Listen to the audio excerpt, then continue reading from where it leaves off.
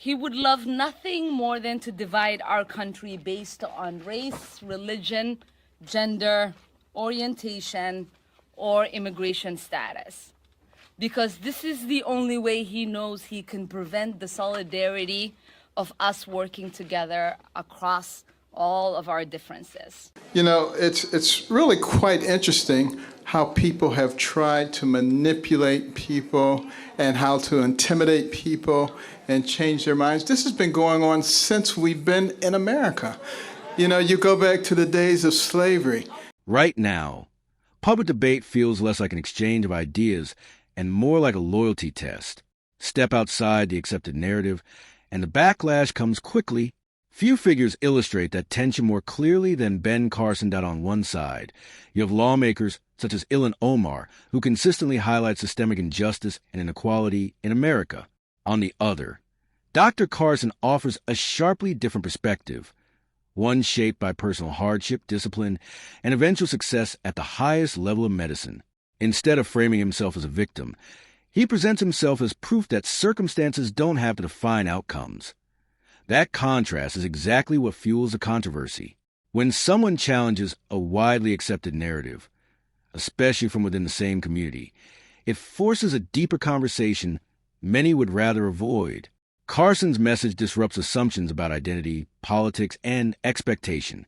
He questions the idea that any group should think or vote in a uniform way, and that alone reshapes the discussion that I end just a short moment. He introduces a historical analogy that draws attention and sparks debate about independence, mindset, and influence. Whether people agree or disagree, the impact is immediate. It compels a reaction.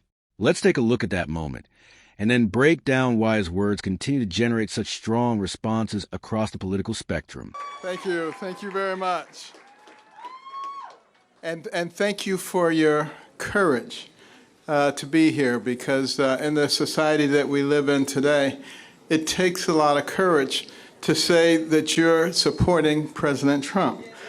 And, you know, it's really quite interesting how people have tried to manipulate people and how to intimidate people and change their minds. This has been going on since we've been in America.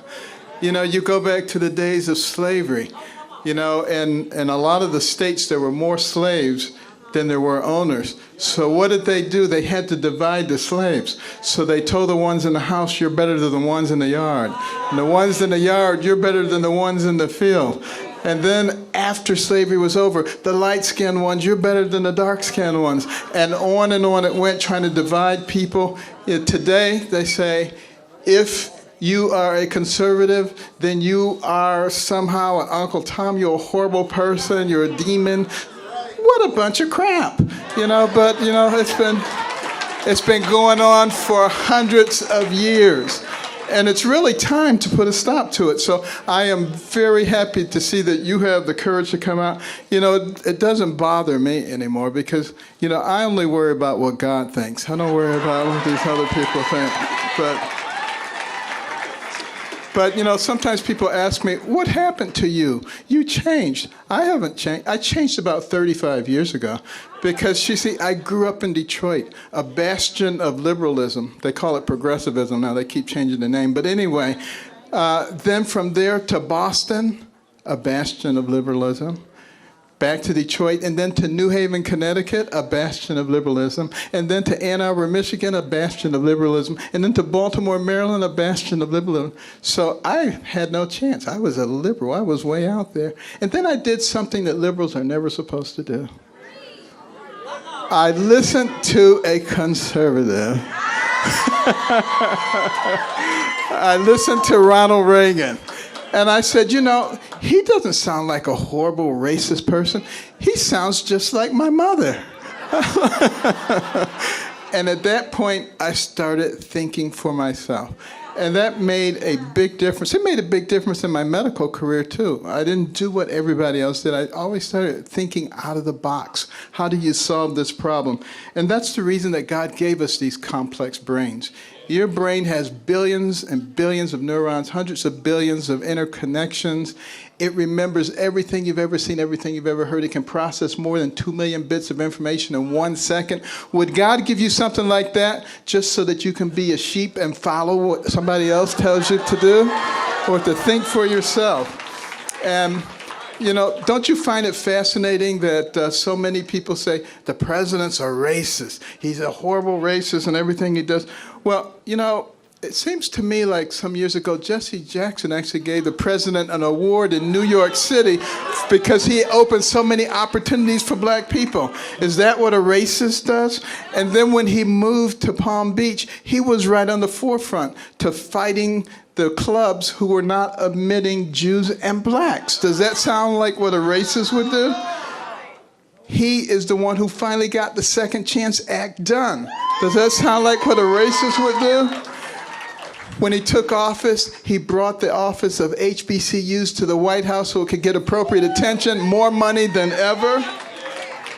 Opportunity zones so that people could take this money and direct it to the places where people did not have opportunities before. An economy where you have the lowest unemployment rates for black people in history. And it goes on and on and on. Let me tell you something. If he's a racist, he's an awfully bad one. He needs to go get a lesson from the real racists. The people who look at somebody like you and me and they say, because your skin is a certain color, you have to think a certain way. And if you don't, there's something wrong with you. And they start calling you names. Those are the real racists. But you know, the president believes that a rising tide lifts all boats. He doesn't believe in identity politics, and that's why he's doing things that work for everybody. And we should be happy about that. And the media, they like to pick on him, any little thing. You know, he's not perfect. I'm not perfect. You're not perfect. The only one who ever was perfect was Jesus, and they crucified him. So, you know, think about this. And we need to just look at the big picture, think about all the incredible things that are happening, think for ourselves, and be missionaries. Go out and talk to your family, talk to your friends, help them to realize, because see, if all they're doing is looking at certain media, they don't even know about these things that we just talked about that he has done.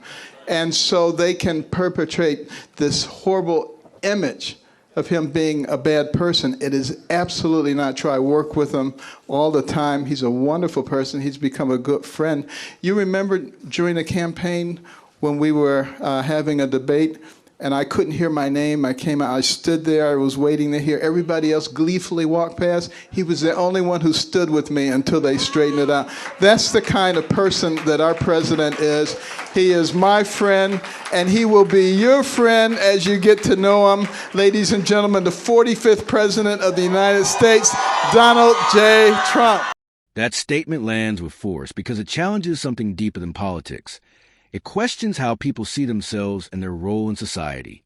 When Ben Carson speaks about mindset, he's pointing to a broader concern, the idea that constantly framing individuals as powerless can shape how they think, act, and ultimately vote. His argument suggests that when people are encouraged to see themselves primarily as victims, it can create a sense of dependence rather than empowerment, and that's where the debate intensifies. Supporters of Ilhan Omar and similar voices argue they are highlighting real issues that deserve attention, while critics like Carson believe that narrative risks limiting personal agency. Layered onto this is a political backdrop involving figures like Donald Trump. Strong opinions about his leadership have shaped how alliances and disagreements are interpreted. In Carson's case, his association with Trump has led some to dismiss his perspective outright, rather than engage with the substance of his argument. That dynamic adds another layer of tension to an already polarized conversation. That Carson's life story becomes central to this discussion. Growing up in difficult conditions in Detroit, he eventually rose to international recognition in medicine and later served in government. For his supporters, that journey represents opportunity and upward mobility. For his critics, it may not fully reflect the broader realities faced by others. Meanwhile, Omar's rhetoric often emphasizes systemic challenges and collective responsibility, framing the conversation around structural change. Carson, by contrast, focuses on individual mindset and self-determination.